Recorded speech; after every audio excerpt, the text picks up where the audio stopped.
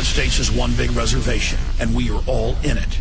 So says Russell Means, the legendary Oglala Sioux actor, writer, and activist. He captured national attention when he led the 71-day armed takeover of the sacred grounds of Wounded Knee. Our crew traveled to the Pine Ridge Indian Reservation to talk about the collapsing economy, U.S.-sponsored genocide, and why the American Indian has the lowest life expectancy in the Western Hemisphere.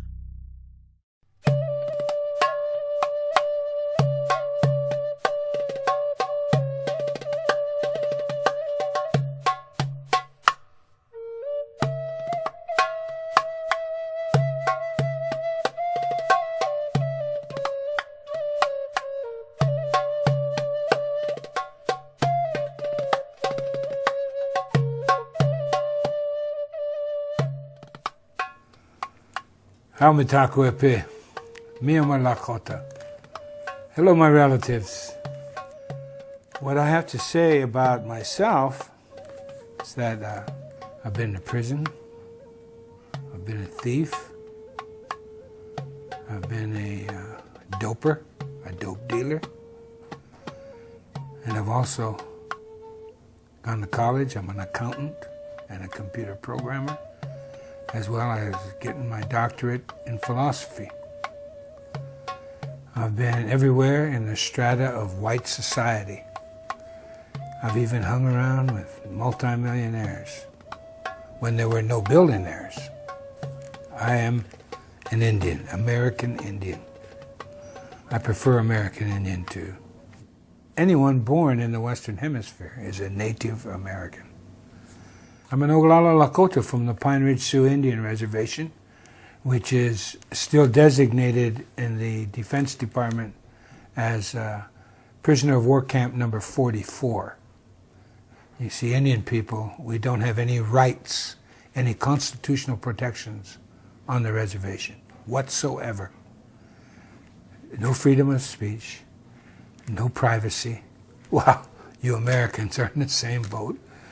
As far as being an American Indian and a Lakota, I also belong to the Republic of Lakota, because a significant portion of my people withdrew from the treaties we made with the federal government. The 1851 and the 1868 Sioux treaties and American treaties signed at Fort Laramie, which is now Wyoming. But that's in the Republic of Lakota. So when we withdrew from the treaties because of gross violations, according to the laws that the United States of America is signatory to, and we have a strategy for attaining our complete independence and a return for our land. I've written an autobiography, Russell Means, Where White Men Fear to Tread is the title. It's a very thick book, 550 pages, but I'm very proud. I've had 17 printings in 16 years. So people are interested in who we are. And it's actually a comprehensive history based on my family of our existence in the 20th century and the deprivations we went through and the trials and tribulations. And so if you really want to find out about us, read my book, and then you can go to research any place you want to. But you see, the sad thing in America is that we don't exist in the 20th century. You have to specialize in Indian education of some sort, anthropology, history, and then go and dig in the archives of wherever in order to find out anything about us in the 20th century. So there you have it. You know, the American people, for too long, have been an irresponsible, free people. And even generation to generation, as they've become less free, they don't recognize it. They have lost the ability of critical thought.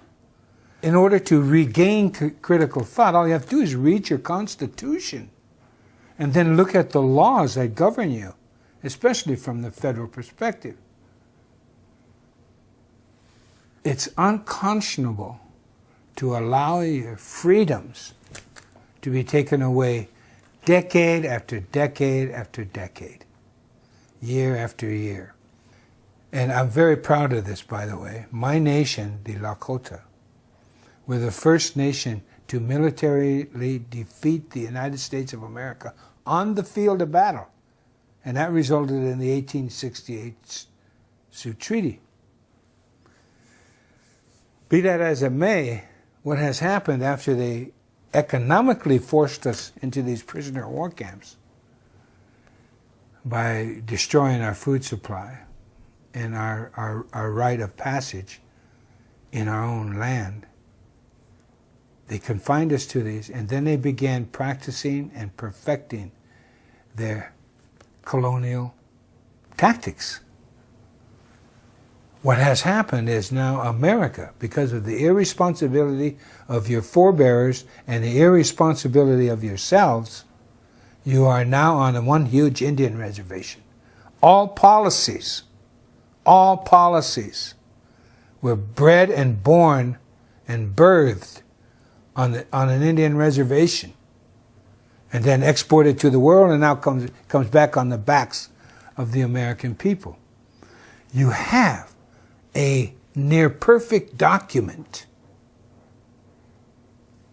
In the words of Benjamin Franklin in 1744, to a collection of colonists discussing freedom, he said to them, and I quote, "If a nation to the north can form a near-perfect union that has endured for centuries, why cannot we form a more perfect union?"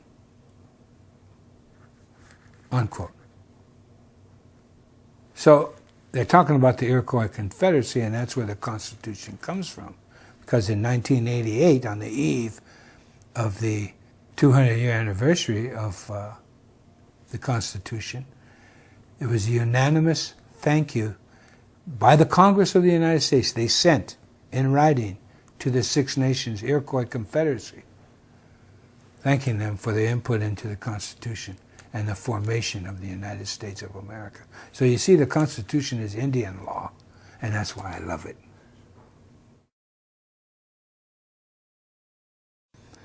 You know, beginning in the 1840s, they start stripping away your freedoms by developing the corporation. You know, a piece of paper. A piece of paper. And then in the 1870s, of course, during Lincoln, when they declared martial law, and even after they ceased civil war, martial law continued on for another 3 or 4 years, when it was no need to. And you go on, but in the 1870s, that's when Congress started giving the banks the right to rule.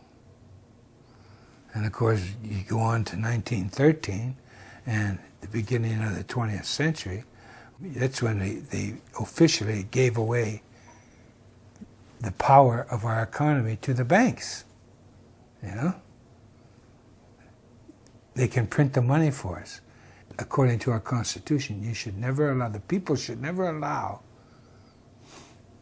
their money to be printed by someone else. Hello?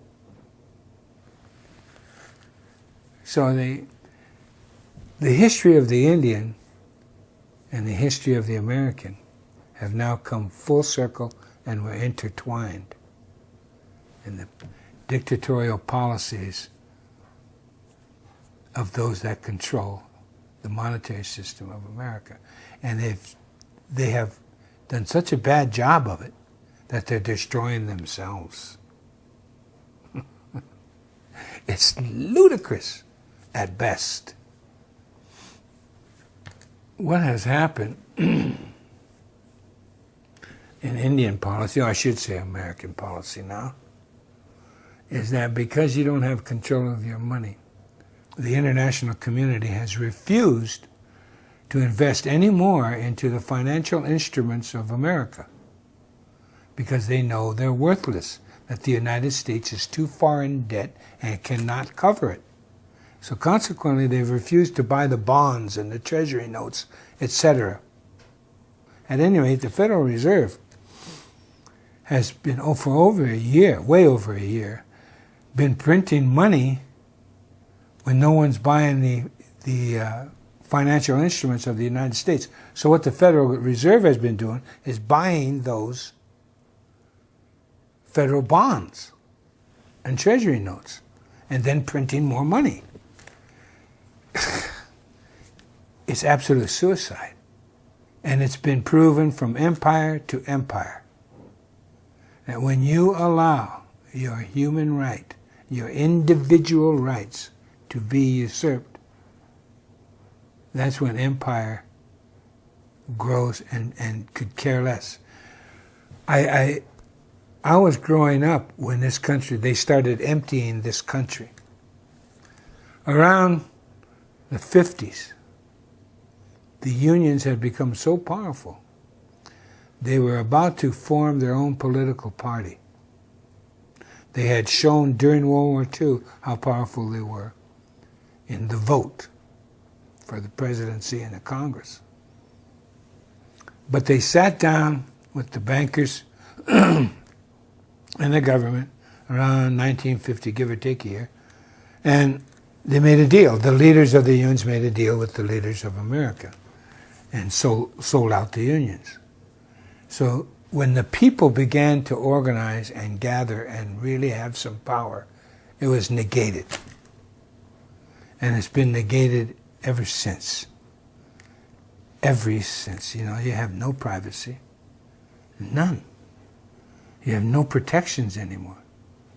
Now, I could be a smart aleck and say, how does it feel? Because I know how it feels living on a reservation, prisoner of war camp. Now, I can be an American, take my Social Security card, and leave the reservation and be like the rest of you. You know, they welcome that because in America, they had forced relocation for Indian people back in the 50s. It was fostered under Truman, the relocation plan. And the man appointed to run that, the first man, he was the one who headed up the Japanese internment relocation program during World War II. So he went and headed up the relocation office for the American Indians, and I went on relocation twice. That's kind of a con job, but I made it out twice. And that's what they want to do, a diaspora. And therefore, guess whose land they're after? In our meager holdings on trust land, over 40% of the natural resource wealth of America is still under and on our lands. 40%. It's curious to me that wherever they put us was full of energy from our grandmother the earth. That's a thought you should think about. So consequently, you know, if we had the right, or the rights that you had, we would be richer than the Saudis if we had the right to join in a capitalist society. And we damn sure wouldn't have allowed Wall Street to use our money for derivatives, etc., etc. You know, and enough isn't enough, and they start creating financial mythology, and you allow it. That's the crime. You have no one to blame but yourself. Look in the mirror. If you can't move and protect yourselves, then guess what happens? Look around you. Look at Detroit, etc., etc. It's unconscionable what's happening to America. Now, because of the Federal Reserve and the fact that our money is now worthless, this economy in the United States is going to continue to deflate because you have nothing to back it up. You've exported everything that makes a country run. You've allowed that to happen for greed, for your Walmarts, you know, for your Neiman Marcuses, for this idiocy of just buy, and debt. Because you've allowed your republic to be commandeered by two political parties whose only differences are their spending goals. You know, some would rather have them spend over here than over there. But they still want to spend. And it's a government. There hasn't literally been literally no difference in those two parties for quite some time, since I would say the Civil War. All one has to do is look at the results of history, and that's proof of the pudding. You know, it's very blatant, and that's another reason I fault the American people for not being alert to their own freedoms and to value those freedoms. Instead, it's replaced by politics, which guides you into this economics, this insane economics of a single party with two names. You know, there are many efforts at third parties in this country, but the two dominant, I know I've testified before state legislatures on behalf of third party politics. And the idiocy of Americans to tell me that if you vote for a third party, you're wasting your vote. What? Look at all the parliamentary governments in the world. They've pretty much kept industries and everything in their country rather than shipping it out. And they've kept, and the unions are alive and well there. It's a society that is not as materially minded as the Americans have.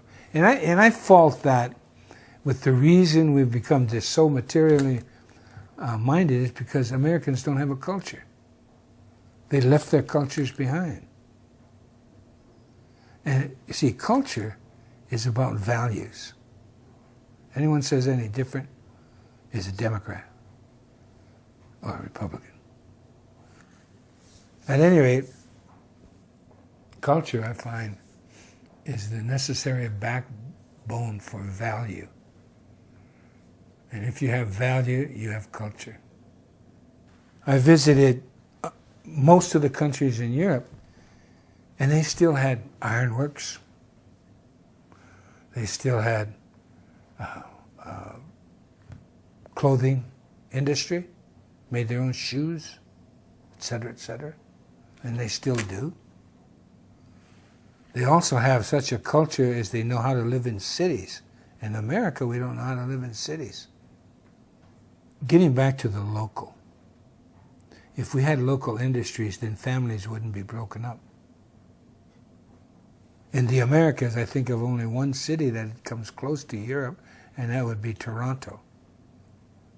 You know, when I went to Europe for the first time, I was at the World Council of Churches, and it was a breath of fresh air. All these white Europeans were sitting around me, and just their conversations was refreshing.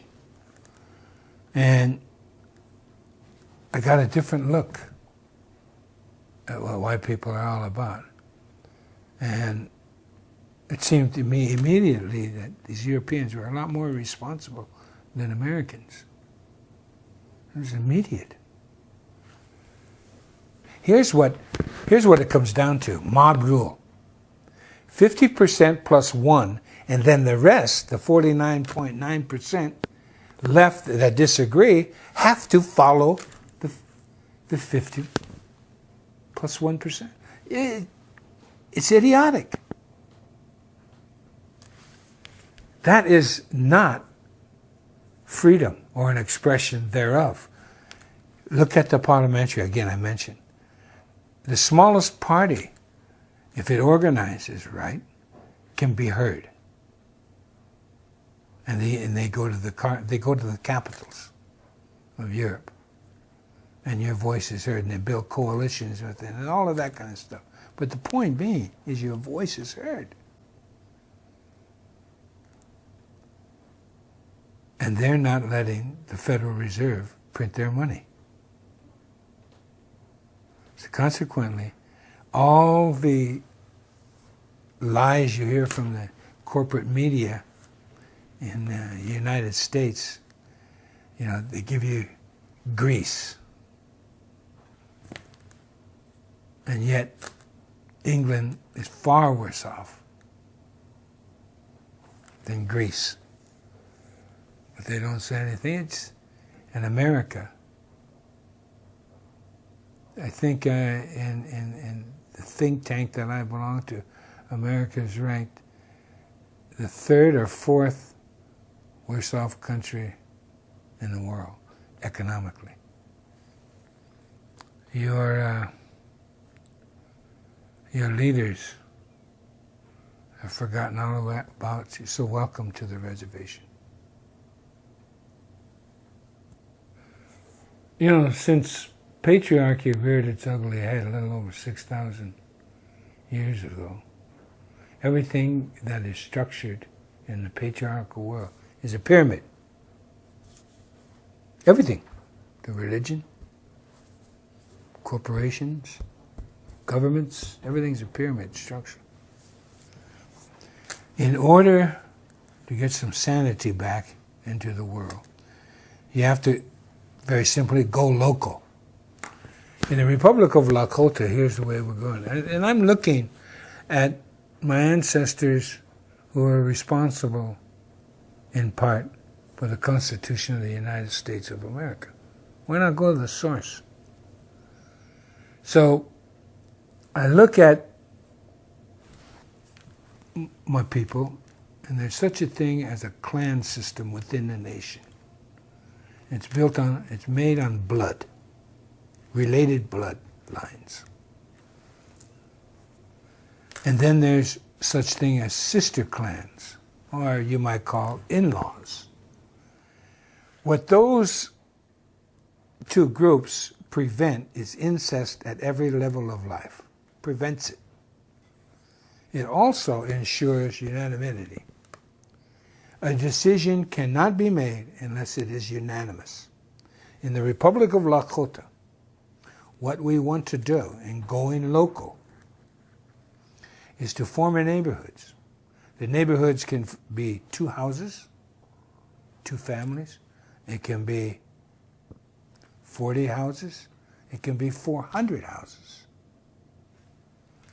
But if that community, when it makes a decision, it has to be unanimous. Remember, mob rule hasn't worked here in America. It's very evident. There are people in America today that go by that rule. The Quakers, they're alive and well and very prosperous. And the Six Nations people of the Iroquois Confederacy, they're still doing it that way. A good portion of them. There's others that have joined you Americans that refuse to accept that type of government. But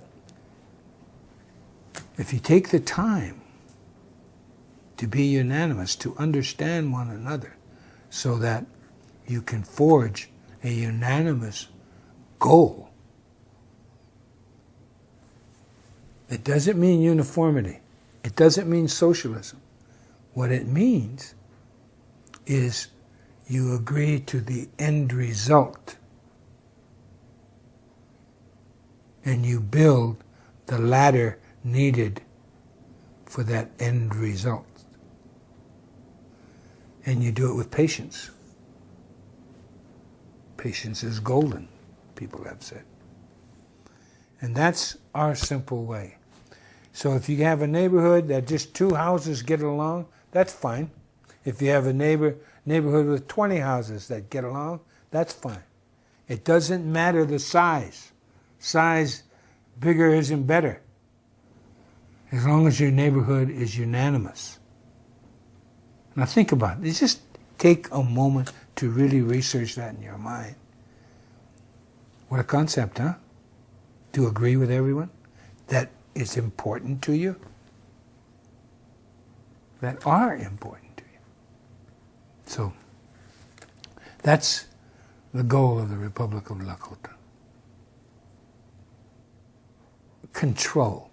Patriarchal societies are after control. They want to control everything. Because you see, when you're at the top of a pyramid, whether you're a CEO, a president, or a king, or whatever, when you're on top of that pyramid, it's precarious up there because people are climbing up that pyramid. They want to take your place, and you know that. So the man at the top is fearful. That's why they have armies. That's why they have police. They're fearful. Decentralized America. Let's look at that. Centralized America is like a human body. You have veins going out all over to your extremities. And your extremities function very well. And then disease sets in. And all of a sudden, the blood is not being fed to all these extremities.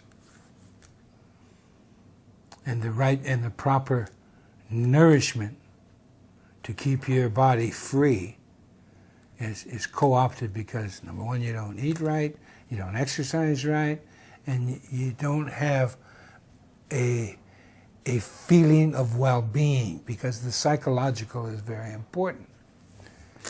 So your body begins to die prematurely. Well, that's the same thing with life. Life is organic. And in order for it to be organic, everything has to flow freely. If you over-centralize anything, look at a forest, for example. That is centralized. But what's the first thing you smell when you go into a forest? Decay. Because there's so many trees that are strong, and they're up there reaching for the energy of the sun. And then there's the other trees that came later, and they're weak, and they're searching for the sun, but they're crippled because they can't reach it because of the big trees. And so the forest begins to die. Or you look at everything and anything around you, and you'll see that anything that is centralized is wrong. What really blows my mind is you go to school and you learn history, but it means nothing to you because you don't do anything to change it. Another empire rears its ugly head and does the same thing that every other empire has done. They overreach, become greedy, and they become too large for themselves, and they can't maintain, because what happens when you become an empire is you've got to maintain a military. That's the only industry left in America. That's proof positive. Look at the budget of the Defense Department. How do you allow that? We weren't like that when I was born. I was born in 1939. We weren't the world power. There was another empire called Britain. And allegedly, the rise of communism was another empire. Both of those empires are gone. Just like the Romans. Just like the Egyptians, the Ming Dynasty, Kublai Khan. On and on and on throughout history, the same mistakes over and over and over again. When I was growing up, it was a more libertarian society on its way to extinction, but still it was libertarian. Children were safe. We could go to the playground without adult supervision because we were safe as children. We didn't have to get permission from the school board and get a play date with adult supervision. Now children cannot grow up, except in very rural America, without adult supervision. So if you're going to go local, you have to start with your family. I have a friend who has a son. I have a son the same age. I was visiting in California, and they wanted to go to ride the Ferris wheel at Santa Monica Wharf, and it was just a little ways away, about a half a mile. And I said, "Go ahead, son." And my friend almost had a fit because his son was going to go alone with my son to go to a wharf. That's fear. A society of fear. Think about it. A society that's upside down, banning smoking in public places in a city, yet they allow the cars to drive back and forth. What kind of logic is that? It's insane to live in America now. And America is emptying out. I have friends, and I have friends of friends who are upper middle class, and they're moving to Central America. A lot of them have moved. Some have moved to New Zealand, some have moved to Australia. But most of that I know have gone down to Costa Rica and Panama. They see the handwriting on the wall for America. And it isn't good, because to wrest control of the monetary system from the Federal Reserve will take, I'm sorry to say, a revolution. And America has been through it before a couple times.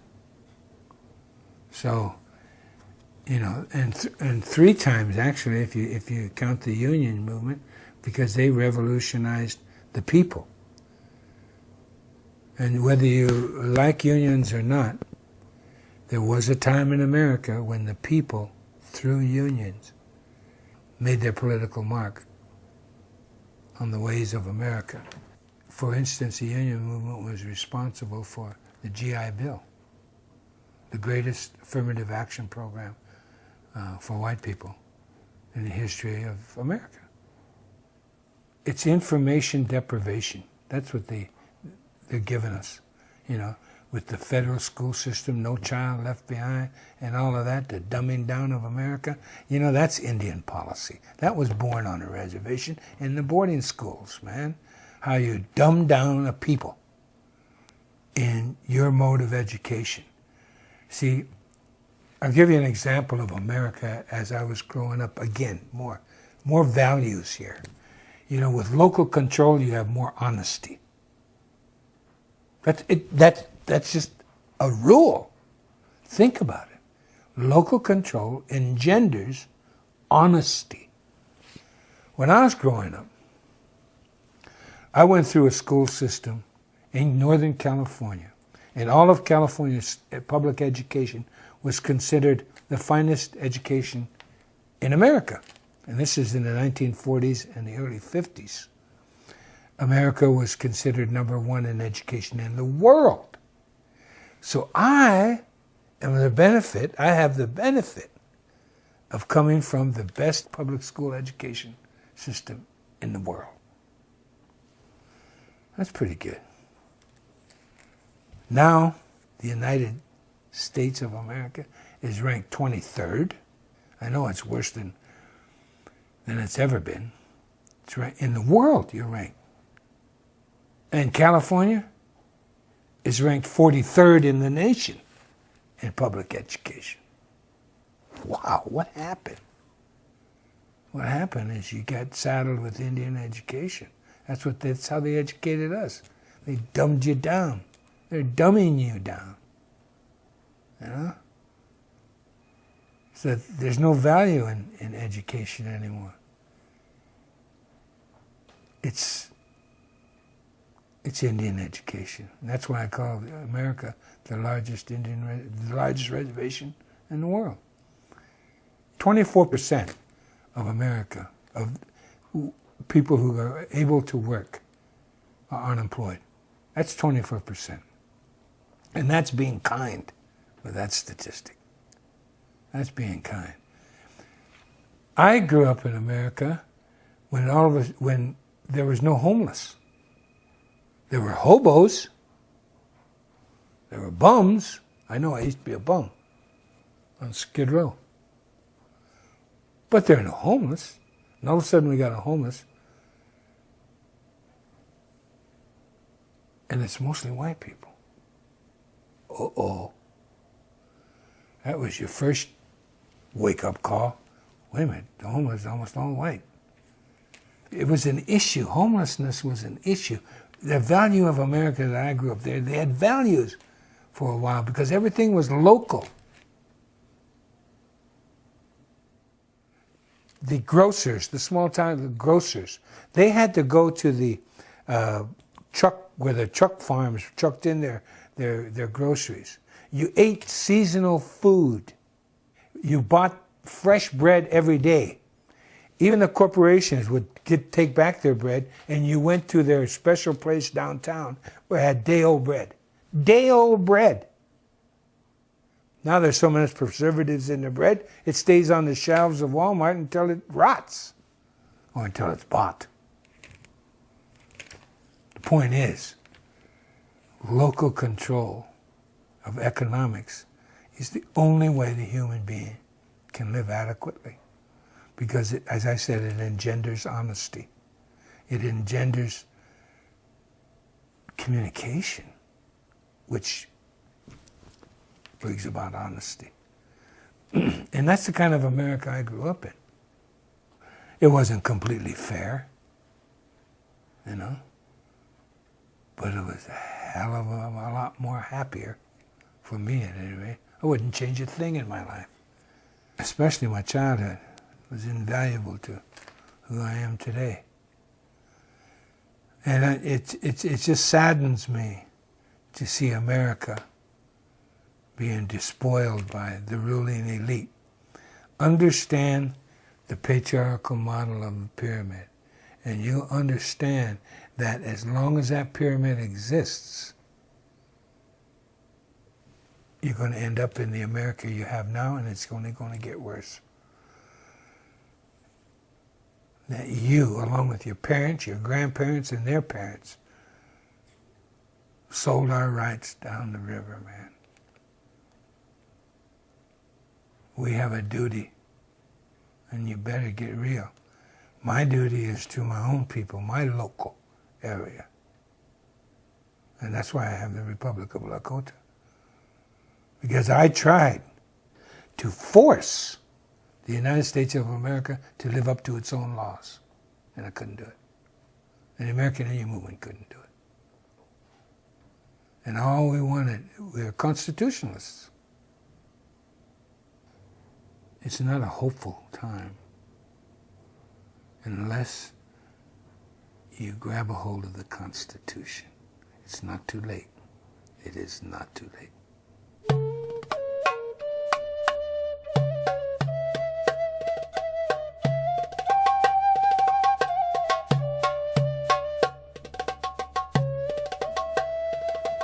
Well, we're here at Wounded Knee on the Pine Ridge Sioux Indian Reservation, also known as Prisoner of War Camp 44.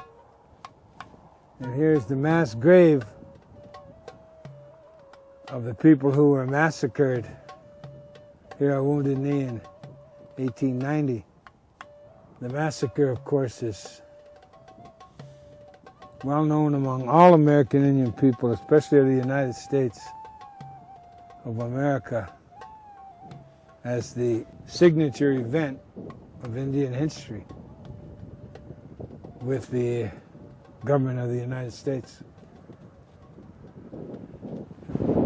Chief Bigfoot and his people who came here unarmed, running for safety from the military,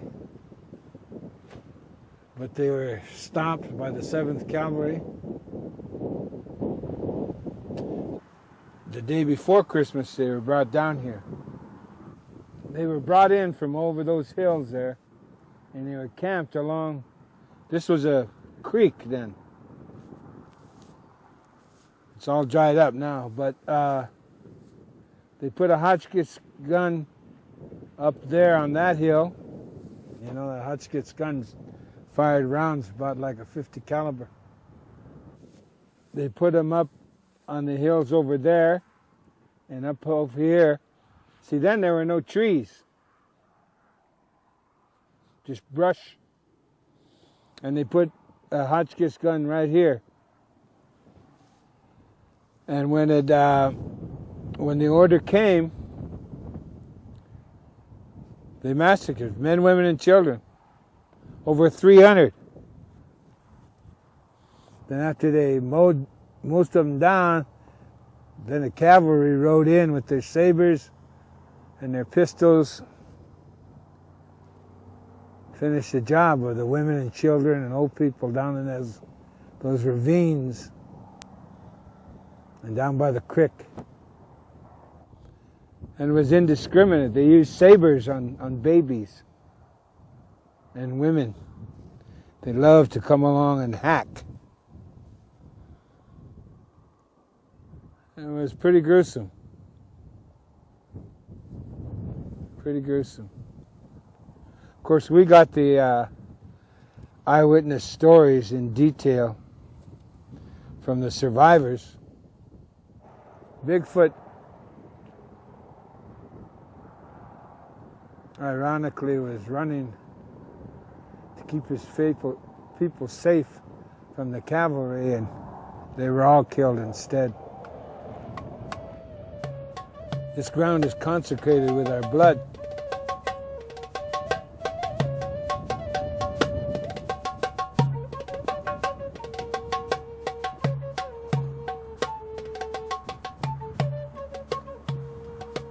Back in the 1800s, our first contact with whites were French fur trappers and traders.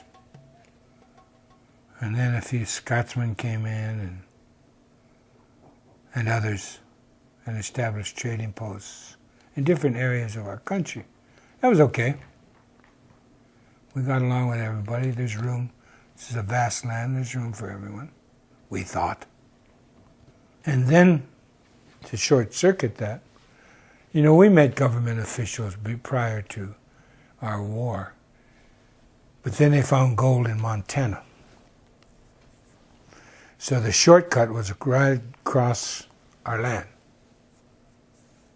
Well, we didn't mind. People were passing through.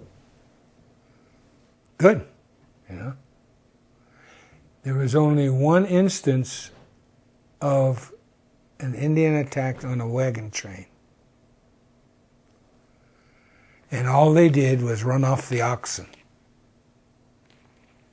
And what happened was that wagon train was approached by these Indian people. I think they're Pawnees. And they asked for two oxen. And they were chased off with guns and insulted.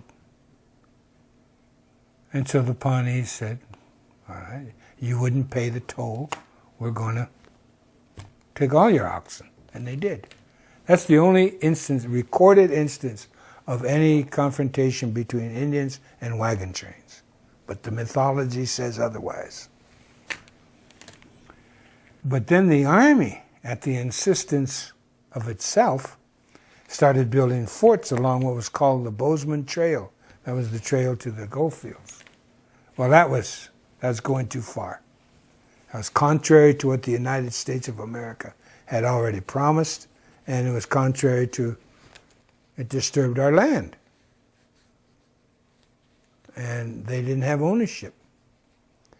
So we went to war, and we won.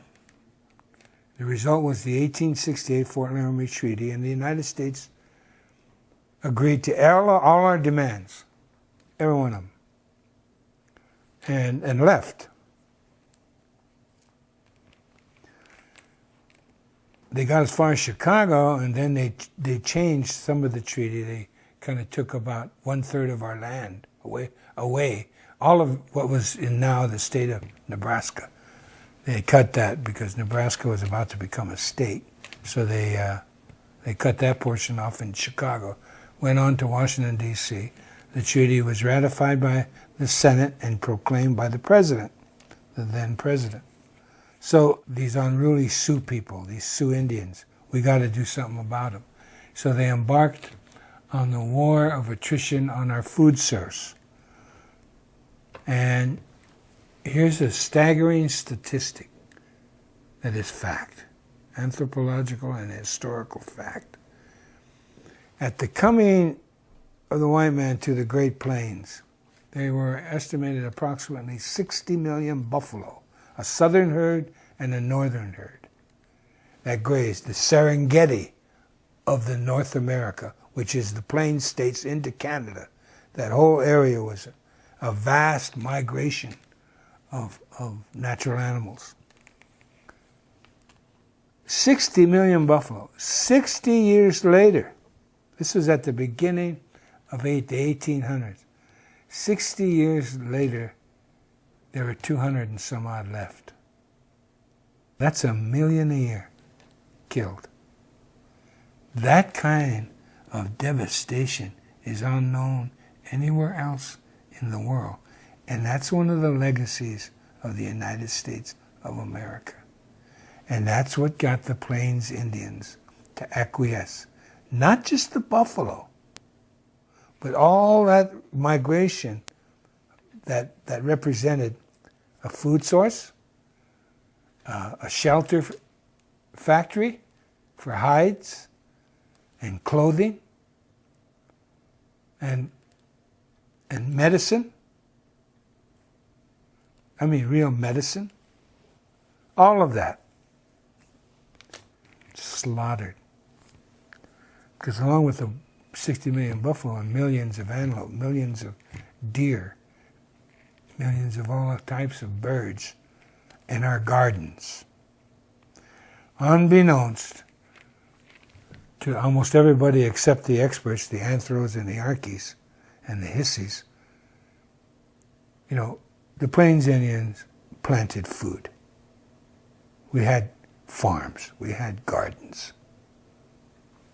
It was that simple. It was real easy to grow things. So then we had to come into the reservations. We were starved into it. Literally starved into it. But when we came in with pride and dignity. Even though we had been logistically defeated rather than militarily defeated. We became dependent because our food source was gone on handouts from the federal government. Starvation rations. And because of the demoralization of that fact, and the fact that our women were regularly raped, we still stood up.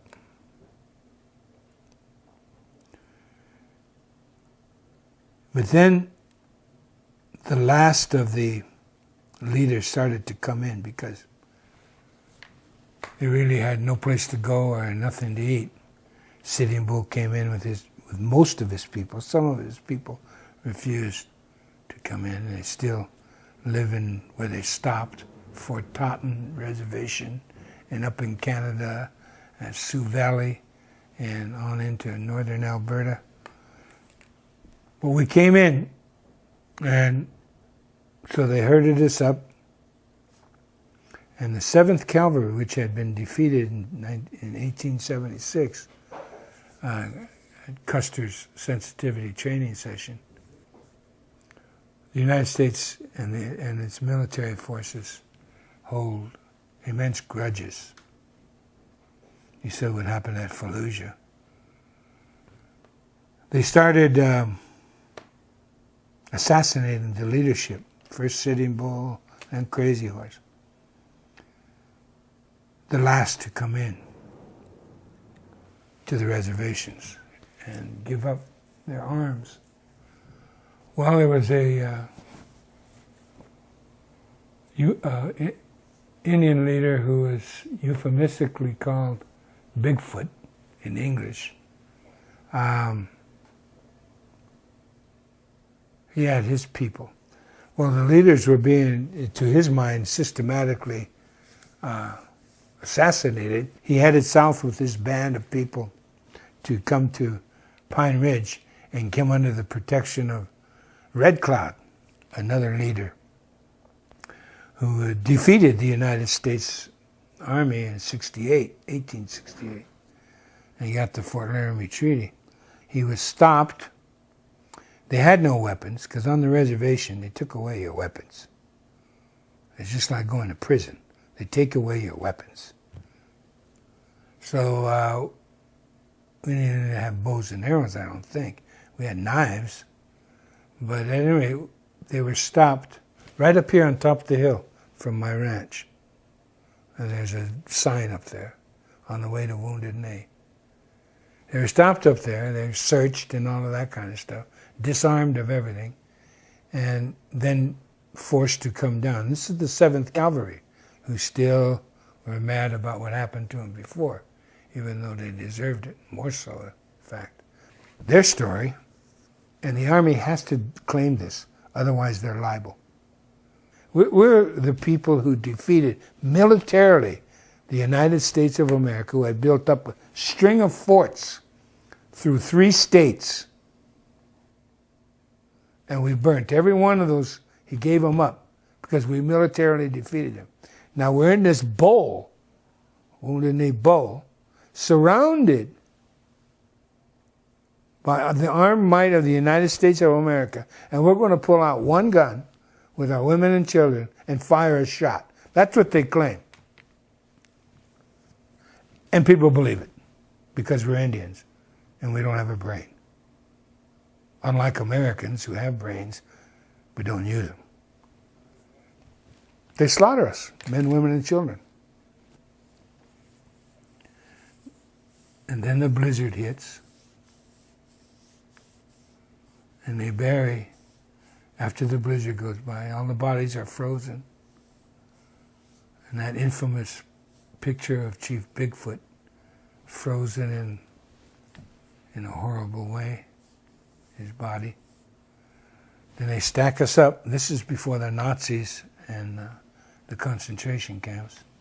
They stack them up, all our bodies along by this mass grave, and they all take pictures. And then shoved him into the mass grave. 1969, we were demonstrating at Mount Rushmore. We went into the tourist shop at Mount Rushmore, and on this whole thing of postcards, where they colored in these black and white pictures of the massacre at Wounded Knee, all the dead bodies, and the pictures of the mass grave and everything. It was, like the Jews. And they colored it in Technicolor. And they were selling these postcards. Oh, we're on vacation. Wish you were here. Love, That's what you put on these grotesque pictures of Indian people.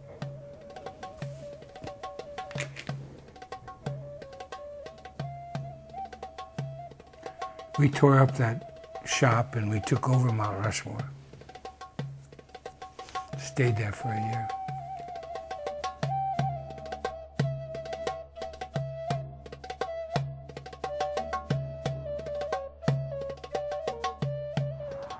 Well, unbeknownst to the rest of the world, the death squads were originated and birthed right here on the Pine Ridge Sioux Indian reservations. The death squads that eventually the United States exported to El Salvador and now Colombia and other Central and South American countries, Those death squads that they used. Well, the first one was here. And what they did was arm and supply and train a goon squad. A goon squad of Oglalas who were under the personal guidance and protection of the president of the Oglala Sioux tribe, the reservation. He was the lackey the U.S. government used. And after we took over the Bureau of Indian Affairs in Washington, D.C., and then left there without anyone getting arrested, we took it over for 7 days during election week in November of '72. And then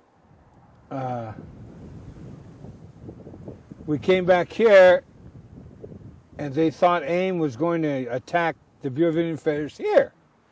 So they brought in a squad of 80 marshals in their paramilitary squad, and they put them up on the roof of the Bureau of Indian Affairs building and guarded it, while we decided, under our traditional chief's direction, to come here instead of attacking that. And we did. We came here that night of the 27th of February 1973. There was a trading post right over there with a house beside it. And there were other houses over here where they all lived. These are the traders, the white people. And we took that over, and then we took over the church that was in front of the graveyard. And we held this ground, all the bowl. You see, it's like a bowl here. And the feds put all their guns up on these hills above us, all around. And for almost every day, for 72 days, they poured in fire. And they even used 50 calibers on us, which is illegal, according to the Geneva Convention. But what the hell, we're Indians. So we actually didn't believe we were going to come out of this alive. They agreed to our demands, and within 35 minutes after we stood down our arms, they started violating every one of those terms they agreed to. So we learned the hard way, just like our ancestors, you know? You can't believe a white man. They lie, especially if they work for the government. Over 260 court cases, and we won every one of them. Once we were inside Wounded Knee, we reformed the independent Oglala Nation. We reinstituted our philosophy of life. And it ruled by unanimous consent, and we kept everything here. We had to. We were surrounded. But it's just an example of local control. If you have local control of the economics, if you have local control of the foodstuffs, if you have local control of your travel and transportation, you have freedom. And your freedom to act as neighbors. You know, you don't need government because you have each other. It's a simple way of life, but I guess it's too profound for Americans.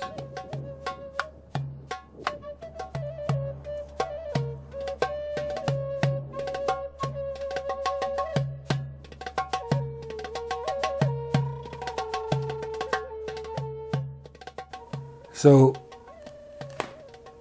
I'm reminded of where I stand constantly, even in Hollywood. You know, when you're a writer and you're going to write something, all responsible writers research it. You write a script, you're going to write about gangsters, you do some research on gangsters. You don't just make it up. And you do research on labor movements, whatever the topic, on love. Except when it comes to Indian. Script writers do no research. I know. I've confronted them. I've acted in some of their TV and movies.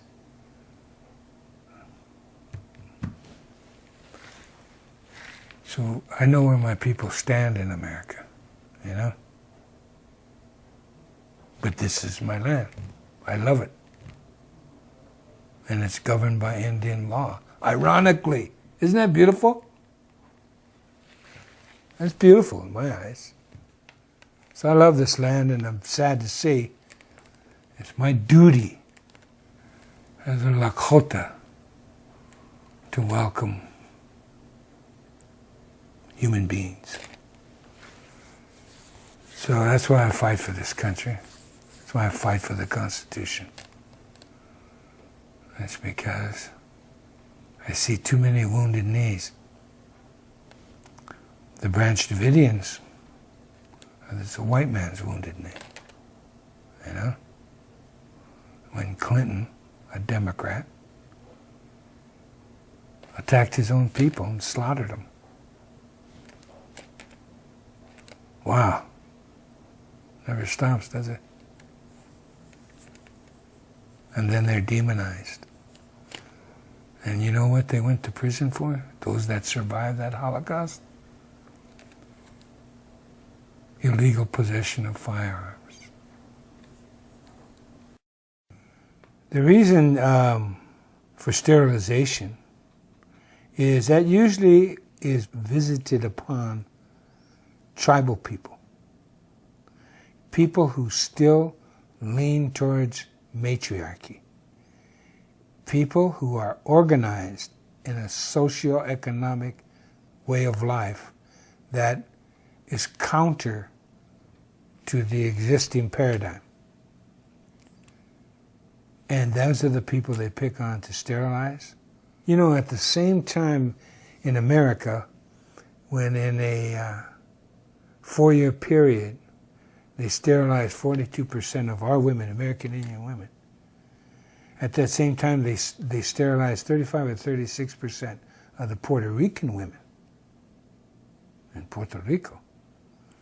Because there was a groundswell of liberation movement in Puerto Rico that was getting way too big.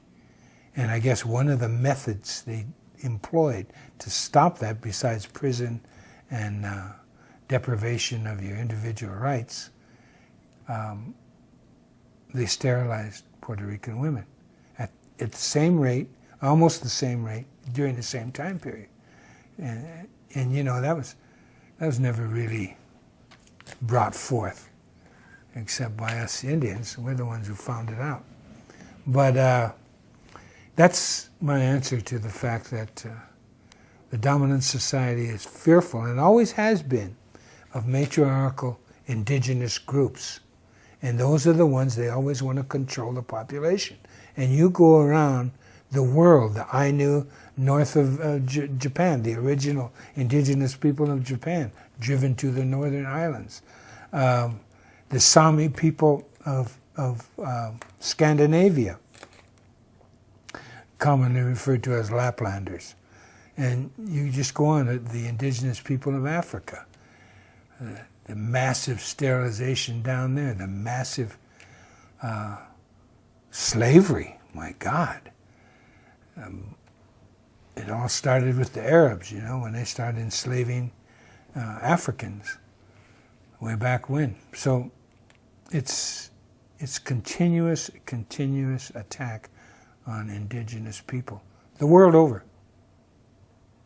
You know, they talk about the bio whatever it is, the bio food, the pharmaceutical, all the corporations. You know, it's just one word, it's greed. They've set up a system, and the American people are the laboratory. They set up a system.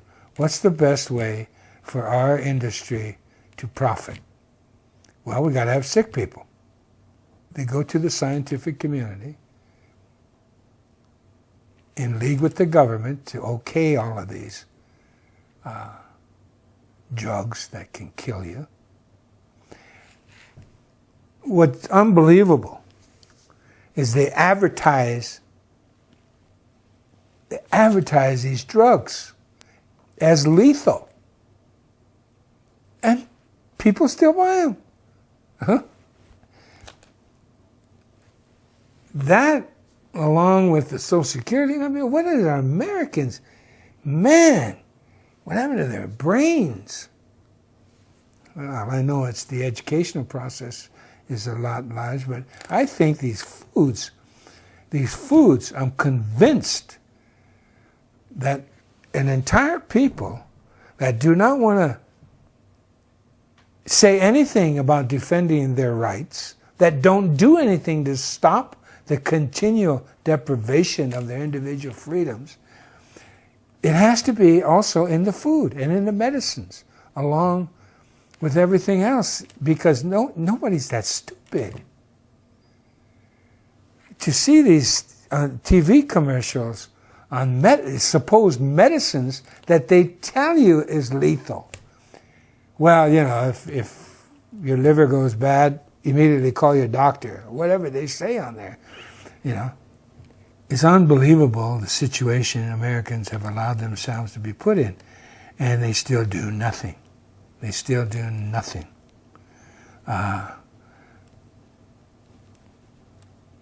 Every issue you can think of. But this food thing and this drug thing, everyone knows that a McDonald's hamburger is a killer. And everybody knows all of this food is bad for you. And they even print it on the side, aspartame. All of that is on the label. And if you don't know what's good for you, what kind of person are you? Because you have children, you know, and you were a child once. But to read those labels, or not read them, but they tell you on there that there's poison in the foods, and that still nothing changes. This reservation is a perfect example. You can't talk to people on this reservation not to eat meat. They think, they've been convinced that we were a meat-eating people, which we're not. Indigenous people don't have refrigeration. You can't be a meat eater if you don't have refrigeration. I mean, it can be part of your diet, but it's damn sure not a major part. It's just mind-boggling the hold these corporations have on America through the media. You don't even have a court system to back you up anymore. There used to be the Sherman Antitrust Act. There used to be food and drug laws, all washed away by politics, by Congress. When I was growing up in America, we had one forced inoculation. Every kid had to get a smallpox inoculation. And not only did that shot hurt a lot, but it got infected. It got pussy. It's supposed to do that. And in my little mind, I thought that was wrong. Just wrong. Making you all sore and pussy and infected to make you better. I couldn't wrap my little mind around that it was good for me. So having had that experience, and then finding out when I started having children, and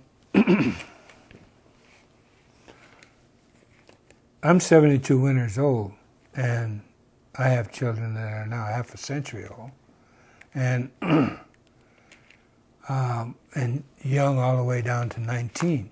So I've had a series of growth through the school systems where more inoculations with each decade of my kids, and it's gotten horrible.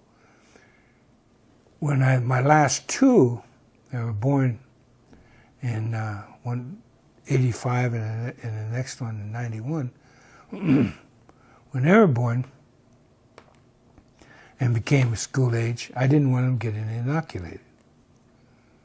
And I found out they couldn't go to school unless they were inoculated. I didn't have the wherewithal at that time to homeschool, and my wife and the mother of my children, she wouldn't homeschool them. She was in complete disagreement, along with her parents. So I acquiesced to allowing him to be. And then when my last child was born in '91, I was vehemently against him being inoculated, and I wanted to homeschool him again. And then I was at the position where I could. And again, I lost out to the in-laws. So I'm well aware of those inoculations, and what scares me about those inoculations is the fact that I think that goes in large part to the dumbing down of America. I think it does something to your brain that shuts an important valve off, one of self-worth or something. Because if you look at America, it's becoming one huge sick society. And I mean physically sick and mentally sick. And the proof in the pudding, I think, are the elections.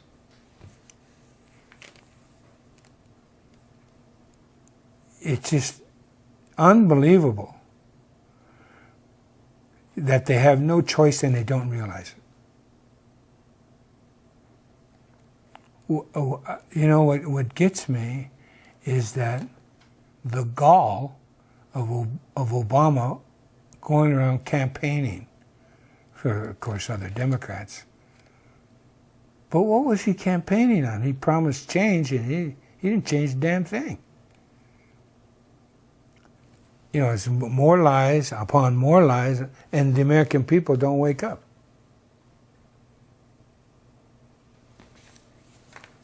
It's unbelievable that after 2006, anti-war demonstrations disappeared. Well, you know, because of what the United States did with Indian people, America then became the role model subsequently for Hitler's treatment of gypsies and Jews and Poles and gays and homosexuals.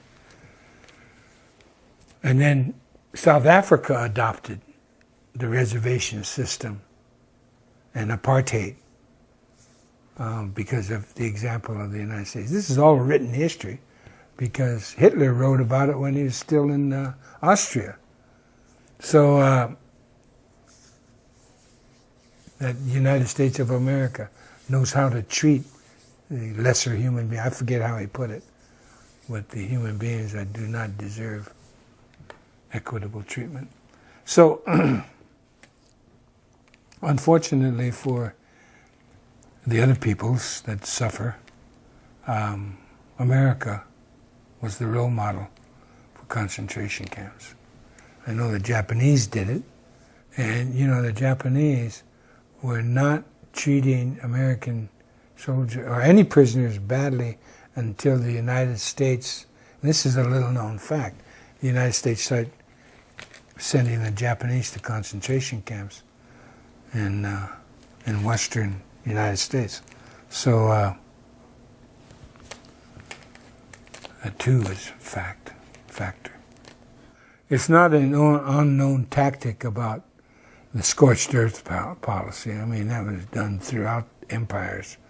In fact, that's how you rewarded the soldiers, to keep them fighting. They got all the loot and the women that they could, you know. So Sherman's tactic in the South wasn't new, very effective. It's called terror. And so he came out west to try to employ that same thing, but he failed. And it was one of his lieutenants that called the Lakota, my people, the finest light cavalry in the world. We were too mobile, the Plains Indian, for Sherman to be successful. The whole railroad system was dependent on a safe throughway through the plains. And the Plains Indians were, for lack of a better term, nomadic because of the Serengeti, or the plains of America, of North America. So That definitely had a part to play in the dream of the railroad barons and the industrialists of America. And also, you know, got the imperial reach of America, because they were definitely, they needed to connect the West Coast with the East Coast in order to grab a hold on America. And of course, most of America was done illegally. You see, the Louisiana Purchase wasn't a purchase, except for the fact that what they purchased from the French was the right to negotiate with the Indians, free of any interference from France. The doctrine of discovery had already claimed that.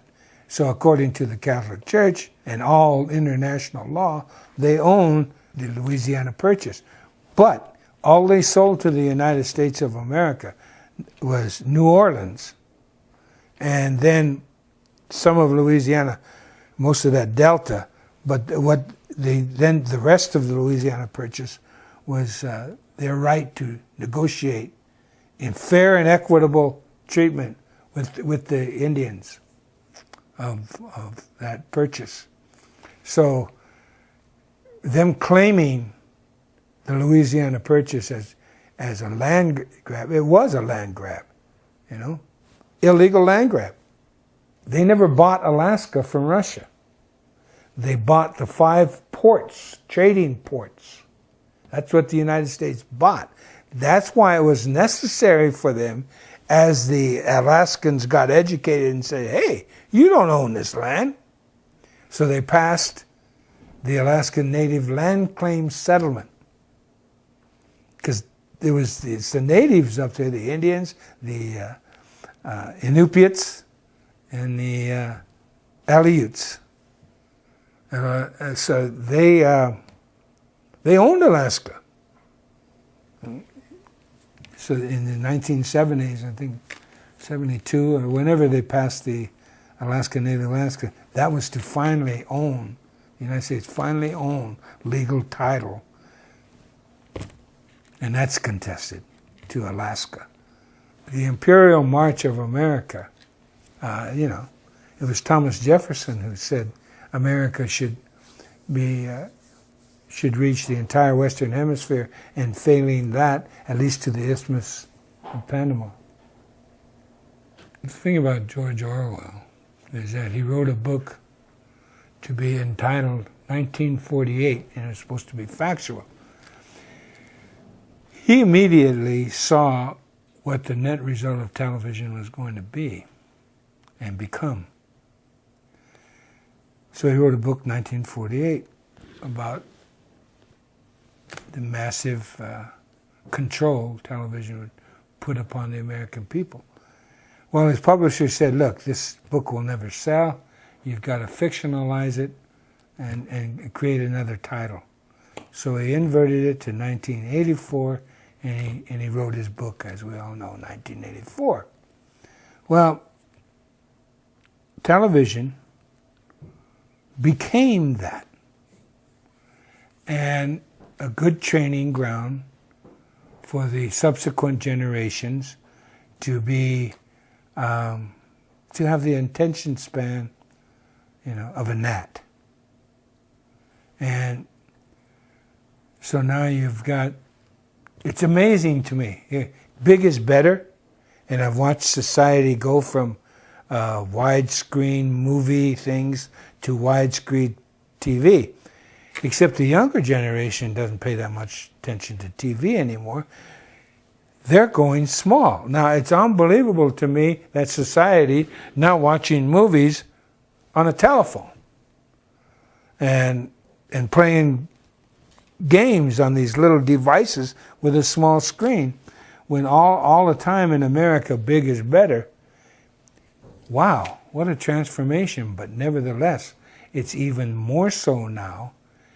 The largest part of the entertainment industry is video games now, and it's outpaced movies, everything, TV, and it brings you further remote. So what does the government do? It brings you in to use Jones, another video game, except this is real life. killing life. I don't understand it. The fact that TV now controls whatever the form, whether it's on your little handheld device or on the big screen, it's all about fantasy world, and that's what everybody's hooked on now. Is fantasy world. It's even gone beyond 1984 in its completeness, and I do believe it's like a mass hypnosis. I don't get it.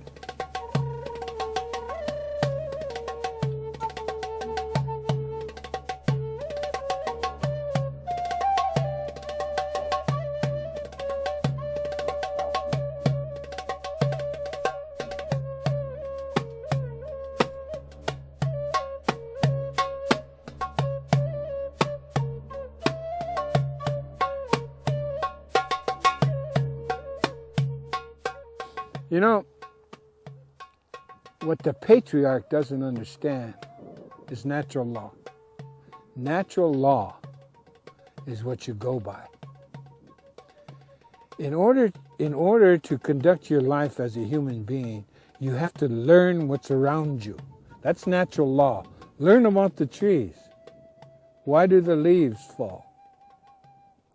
Not scientifically, but naturally. What happens when they fall? Well, of course, you go down there where the leaves fall and you'll smell decay. They're decaying, but at the same time, they're fertilizing.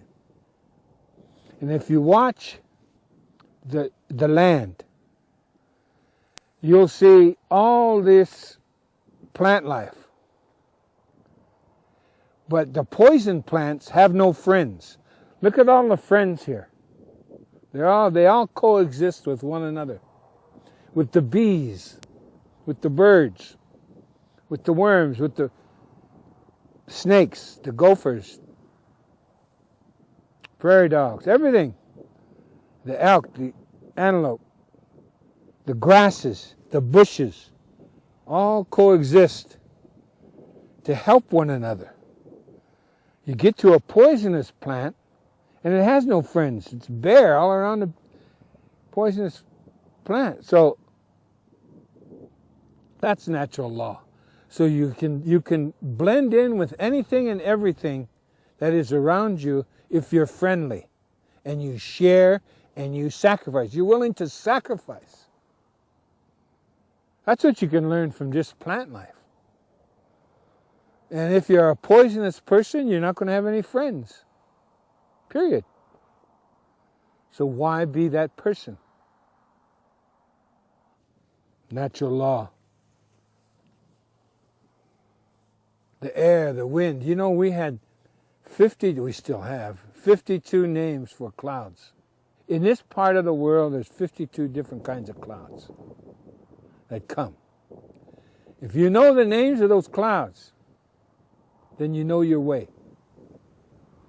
You can tell the weather up to 4 days. The clouds coupled with the wind, whichever the wind is coming.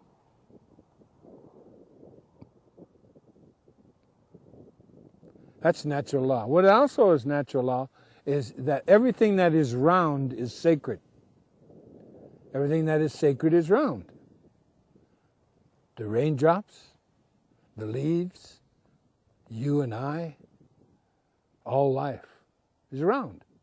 Even the wind is round. Wind travels in a circle. So do the clouds.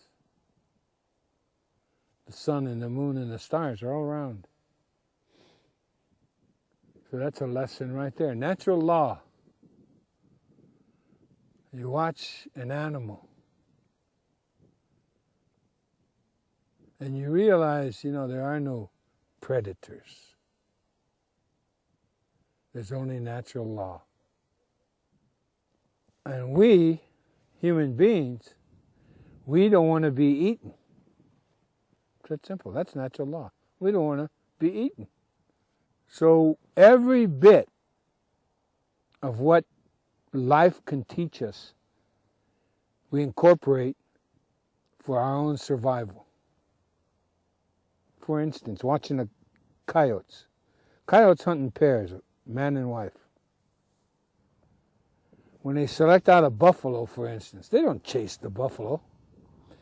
Oh, they chase it minimally, but they chase it in a circle. They make it go in a circle. And then when it gets too tired, they kill it, eat it. Well, that's why we hunted buffalo. We didn't ride our BMWs across hill and dale. Look at these plains, man. You're going to ride a horse you trained 7, 8 years. You're going to ride them over hill and dale. You don't know where a hole is or a big rock or cactus or anything. And then you chase that beast over the hill and you're camped out here and you kill it over the hill. Who's going to go get it? That's a ton of meat, man. No, you follow the coyote. And we run the buffalo in a circle, kill it, and we're all right there. And we can enjoy the meat and the hide and the fur and the tongue and the hooves and the head and the skull and the tail. Every bit means something to us, has value to us. Natural law is the 4 seasons. How do you live in the 4 seasons? Well, we built what is called a teepee, a home. It's one of the finest architectural designs of buildings in the world. In fact, it's the best because it doesn't need a foundation. The teepee poles, weight is on each other. Then you put the hide around there and you add to the weight, but the weight is on the poles, not dependent on the ground. And so it's conical shape, so when the wind comes, it immediately goes off around it, because it's round, man. So you're safe from high winds. And it also spiritually means something, the home. It's a teacher every day, because the teepee represents a woman. You know, those flaps that you call flaps, and they have the teepee poles in the flaps, and they're out like that. Well, at night, you fold in the flaps like this. See, that's how a woman takes care of you. She keeps you warm, safe. The door is very small. One, to keep out the wind, but mainly to teach you to be humble. See, you have to bend down to enter the home. So that's a little lesson right there. The teepee poles, when they're up there tied together like that, they represent the men. And when the men are tied in unity, nothing can bring them down. Nothing. Not even an earthquake. Americans have become so greedy, as we know, that they're trying to, first of all, they print money without any value. And they continue on this hocus-pocus search for wealth that's based on air. And one of the ways they do it is, as we know, they use Social Security and your number to finance their debt way into the future.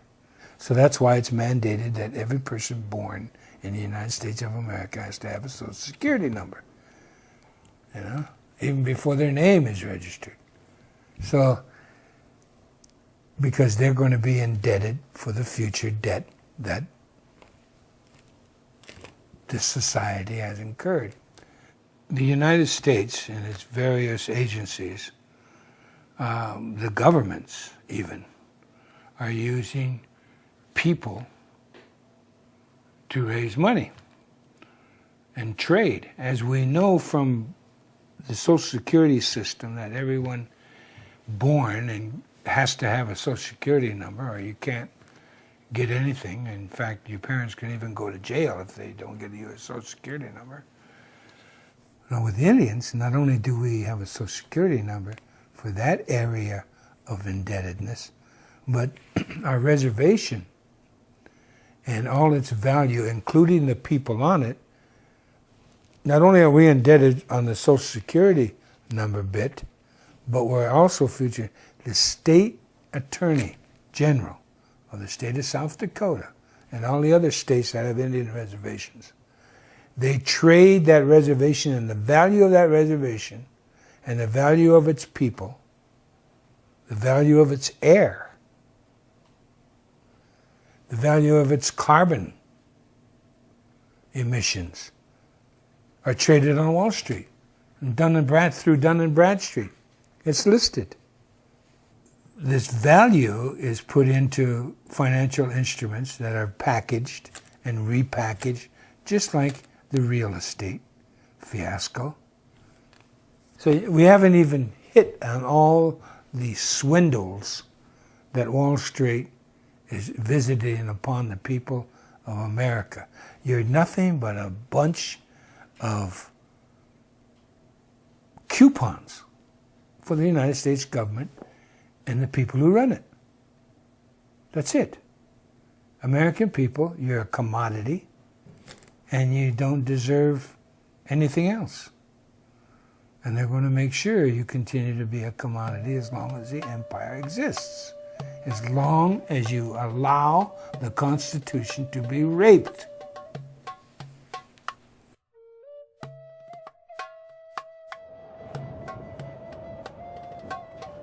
This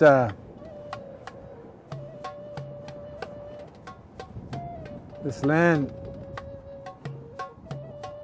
now filled with Indians that are absolutely dependent on the government for everything.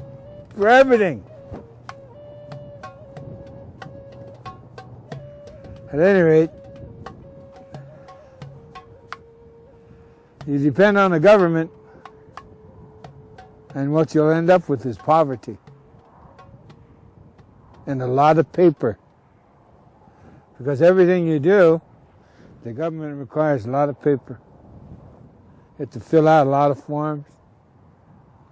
Then they have to fill out a lot of forms. And then they go up to the next level of government, they got to fill out a lot of forms.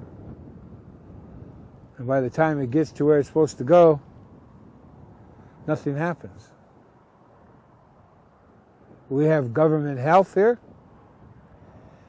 Our life expectancy, if you don't count AIDS, is the lowest in the world. Here. We are worse off than people in Haiti. Not only physically, but of the heart, our spirit, our reason to live. No, you don't want the government taking care of you. I do not speak untruths. Our land held in trust by the federal government, so we can't get loans, so we can't get businesses. That's some more paperwork you have to apply for. Our casino, the money goes first to the Bureau of Indian Affairs, then we have to write proposals to utilize the money. It's a never-ending cycle of poverty, dependency on the government. And in order for you to get ahead, you have to be like a congressman. You have to take bribes. You have to steal money, taxpayers' money. So America is no different than this Indian reservation. You're dependent on the government now, and you're getting what you deserve. But every time you try to get away from the government, they'll kill you. Or put you in prison.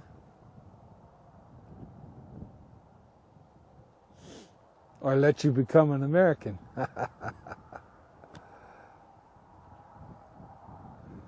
if you catch my drift. Because you're the new Indian. You're the new American Indian. Congratulations. Welcome to the club. But this land is beautiful. It belongs to us. And we should learn to take care of it by fighting for her. She's worth it. And so are we.